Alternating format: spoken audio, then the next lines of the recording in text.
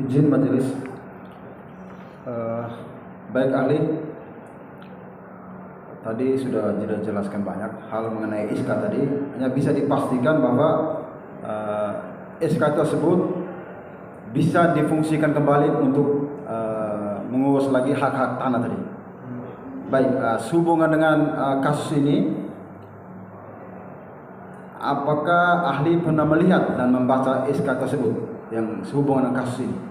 Pernah diperlihatkan kepada saya. Baik, tadi saksi mengatakan bahwa pernah diperlihatkan, maaf ya, kepada ahli ya. Pertanyaan saya, apakah SK tersebut palsu? Saya tidak punya kompeten menilai itu palsu atau tidak karena bukan kewenangan saya. Baik ahli, terima kasih bahwa ahli sudah menjelaskan dengan tegas bahwa SK tersebut masih bisa berlaku jika diproses lagi bagi yang memiliki hak. Sepakat ya? Sesuai dengan jangka waktu yang ditetapkan di dalam SK tadi, di situ ada memberikan jangka waktu berapa bulan harus dilakukan pendaftaran. Kalau sekarang masih bisa berlaku. Kalau sekarang bikin statusnya menjadi tanah negara, maka untuk mendapatkan itu harus memenuhi syarat. Pertama, fisiknya dikuasai oleh yang bersangkutan. Dan ini tadi surat hati-hati ini sebagai bukti riwayat penguasaan tanahnya. Ya. Jadi belum bermasa Perda 80 itu masih bisa masih bisa fleksibel. Fleksibel karena statusnya menjadi tanah negara dan terhadap penguasaan pemanfaatan penggunaan tanah negara bisa dilayani pemberian hak tanah sesuai dengan ketentuan. Kalau waktu itu PP 10 tahun 61, kalau sekarang menggunakan PP 24 tahun 97 atau PP 18 tahun 2021. Bisa ya. Satu syaratnya memang harus ada penguasaan. Iya. Itu dasarnya memang harus valid. Gitu. Iya.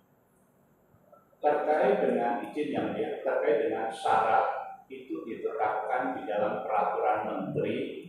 Kalau dulu kan menggunakan 5 tahun 73, tapi sekarang menggunakan ketentuan peraturan 9 tahun 99 dan sudah dicabut diganti dengan peraturan menteri nomor 18 tahun 2021 tentang tata cara pemberian hak.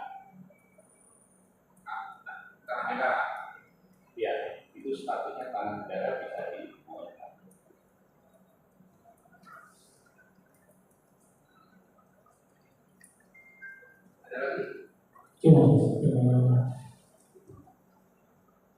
Mau tahu lagi tadi dari pertanyaan hukum bahwa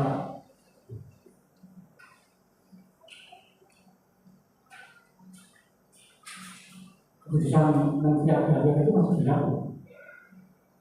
Itu sudah tidak berlaku, tetapi statusnya menjadi tanah negara. Ya. Nah sekarang kita bedakan ini perbonding ini SK menteri. Ya. Yang masih berlaku itu perbondingnya atau SK menterinya? SK menterinya secara yuridis itu sudah menjadi tanah negara. Sudah menjadi tanah negara. Ya. Ya. Kenapa sudah menjadi tanah negara? Kalau menjadi tanah negara memungkinkan untuk bisa mendapatkan atau dimohonkan. Kenapa menjadi tanah negara? Tadi kan berbonding. Ya. Kenapa dia menjadi tanah negara? Apa-apa yang menjadi penyebab tanah itu? Karena kita memilih itu. Ya. Menjadi tanah negara. Apa penyebabnya? Karena ditetapkan di dalam suatu SK, diberikan SK untuk jangka waktu sekian bulan harus dilakukan pendaftaran di jabatan pendaftaran tanah. Kalau tidak dilakukan pendaftaran, artinya itu statusnya kembali ke tanah negara. Sebelumnya merupakan tanah milik itu. Dulunya dari Gendong. Iya kan milik itu kan milik kan. Ya. Hukum agraria Belanda gitu kan. Ya. Berdasarkan ketentuan Undang-Undang 158, maka yang melebihi 10 bau tadi kan dihapus. Berapa? Bau itu berapa?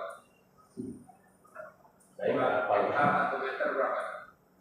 Kalau kita ngomong bau itu, kalau nggak salah satu bau itu 700 waktu 7.000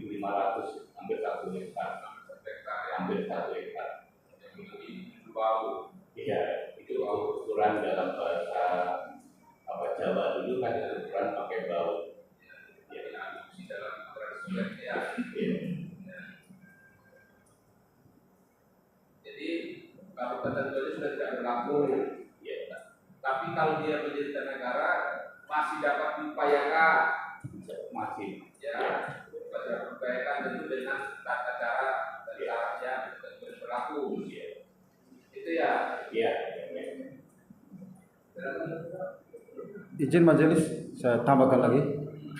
Jadi ahli tadi terkait undang-undang dan sebagainya tadi sudah jelas sekali, tidak pahami hubungan dengan SK ini. Maksud saya kami lebih fokus kepada SK yang ada hubungan dengan terdakwa. Namun tadi ahli sudah dengan tegas mengatakan ahli tidak mengetahui ya terkait SK tersebut yang ada hubungan dengan langsung dengan terdakwa ini. Gitu. Kalau SK-nya pernah diperlihatkan pada saat pemeriksaan, saya memberikan keterangan diperlihatkan. Baik, oke, saya lanjutkan ahli. Berarti sekarang SK yang ada hubungan dengan terdakwa ini sudah diperlihatkan pada ahli pada saat pemeriksaan di penyidikan ya, di tingkat penyidikan. Nah, pertanyaan saya, ahli mesti pastikan lagi sekali lagi, apakah SK tersebut masih berlaku? Kalau menurut saya sudah tidak berlaku karena statusnya menjadi tanah negara. Baik, sudah tidak berlaku karena statusnya menjadi tanah negara. Tadi ahli sudah menjelaskan dengan tegas juga bahwa itu masih bisa diproses lagi, namun mengikuti ketentuan-ketentuan yang berlaku juga.